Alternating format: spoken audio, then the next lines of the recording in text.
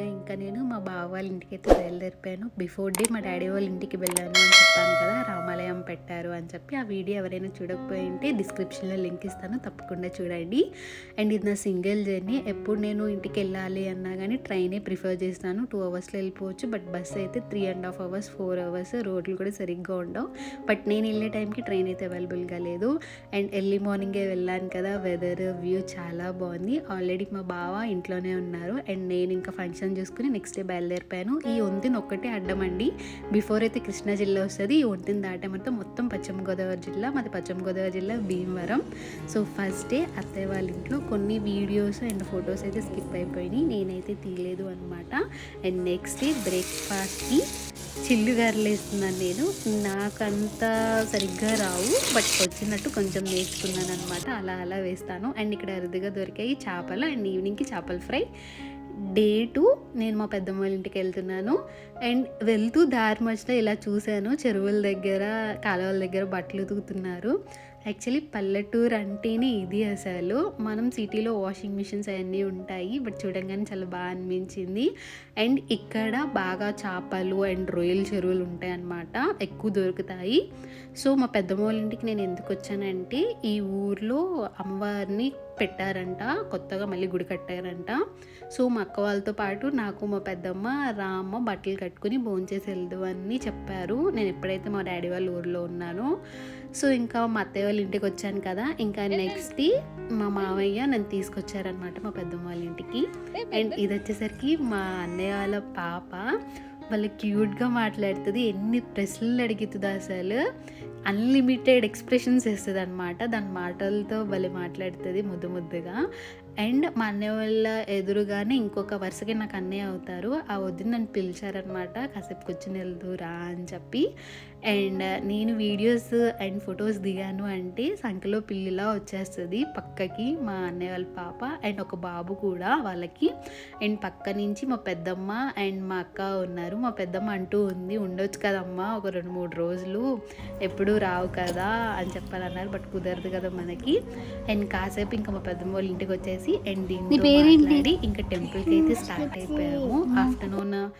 Afternoon కాదు, maybe mid afternoon 11:30 ఆ టైంకి ఇంకా టెంపుల్కి అయితే స్టార్ట్ అయిపోయాము. సో ఏలూరుపాడు అని చెప్పాను కదా, సో సెంటర్కి వెళ్ళాలన్నమాట, రివర్స్ వెళ్ళాలి. సో సెంటర్లో దిగిన తర్వాత లోపల ఉంటుందన్నమాట గుడి. నాకు తెలీదు, మా అక్క వాళ్ళకి తెలుసు. సో మా అక్క వాళ్ళని అడిగాను అనమాట ఎక్కడ అని చెప్పి. యాక్చువల్లీ నేను ఎప్పుడు చిన్నప్పుడు సమ్మర్ హాలిడేస్ వచ్చినాయి అంటే మేము ఎప్పుడు వచ్చేది మా పెద్దమ్మ వాళ్ళ ఇంటికి. అటు సైడ్ ఏరియా నాకు బాగా తెలుసు, బట్ ఇటు సైడ్ నాకు అస్సలు తెలియదు అనమాట. సో లోపల చూస్తే ఇల్లులో ఆ వెదర్, ఆ లొకేషన్ చాలా అంటే చాలా బాగుంది. మా అక్క వాళ్ళని అడిగాను అనమాట. సో వాళ్ళు అడిగితే ఇక్కడ మొత్తం రాజులు వాళ్ళందరూ ఉంటారంట, అండ్ టెంపుల్ కూడా ఇటు సైడే అని చెప్పింది మా అక్క. సో ఇంకా టెంపుల్కి అయితే వెళ్ళిపోయాము. అండ్ మీకు చూపించేస్తాను టెంపుల్. అక్కడ గోపురం కనిపిస్తుంది చూసారా, సో అదే అనమాట గుడి. ఇంకక్కడ చెప్పులు వదిలేసి ఇంకా నడుచుకుంటూ వెళ్ళాము. ఎండాకాలం కదా, కాలు కూడా కింద నుంచి బాగా కాలుతున్నాయి. అండ్ ఇక్కడ యూనిక్గా అందరూ ఒకే డ్రెస్ కోడ్ మెయింటైన్ చేస్తున్నారు, శారీస్ చూసారు కదా సేమ్. సో వెళ్తూ ఉంటుంటే మా అక్క వాళ్ళని పలకరించడం అలా చేస్తూ ఉన్నారు. వీళ్ళు అండ్ చిన్నప్పుడు వాళ్ళతో పాటు ఫ్రెండ్స్ అనమాట.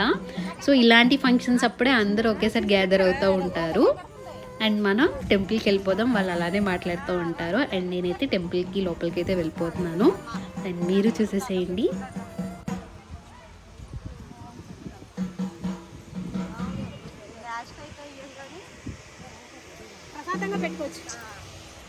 డిస్కషన్ ఏం జరుగుతుందంటే, మార్నింగ్ బాగా రష్గా ఉందంటే ఇప్పుడే కొంచెం జనాలు అందరూ తగ్గారు అని చెప్పి అని అంటున్నారు. సో మేమైతే కరెక్ట్ టైంకి వచ్చాము. ఇంకా దర్శనం కూడా చాలా బాగా జరిగింది. అండ్ మాతో పాటు మీరు కూడా అమ్మవారిని దర్శించుకోండి.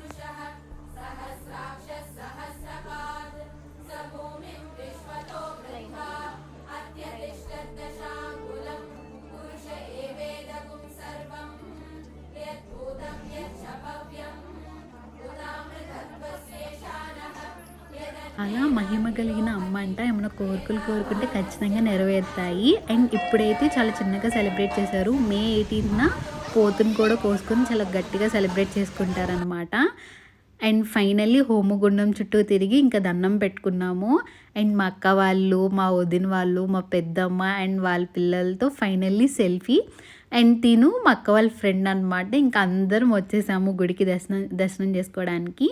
అండ్ ఫైనల్లీ ఇక్కడ ఫ్రేమ్లో మా అక్క చిన్నక్క మిస్ అయింది. తిను మా చిన్నక్క ఆల్రెడీ చెప్పాను కదా. సో ఆల్ అరౌండ్ ఇంకా ఫ్యామిలీ సెల్ఫీలు అయితే దిగేసి అండ్ ఫైనల్లీ భోజనం కూడా చేసేసాము. లంచ్ చేసేసి ఇంకా చిన్న షాపింగ్ ఉంటే ఇంకా షాపింగ్ మాల్కి అయితే వెళ్ళాము.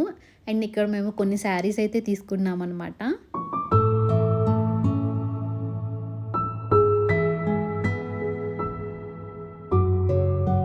వాళ్ళు మా పెద్దనాన్న వాళ్ళ సిస్టర్స్ అనమాట. ఇంకా వచ్చారు కదా, ఇంకా మా పెద్దమ్మ అందరికీ కుంకుమ పెట్టి చీర అండ్ జాకెట్ ముక్క వాయనం కింద ఇచ్చారనమాట మా అందరికీ. అండ్ ఫైనల్లీ దీంతో అయితే ఎండప్ అయిపోయింది.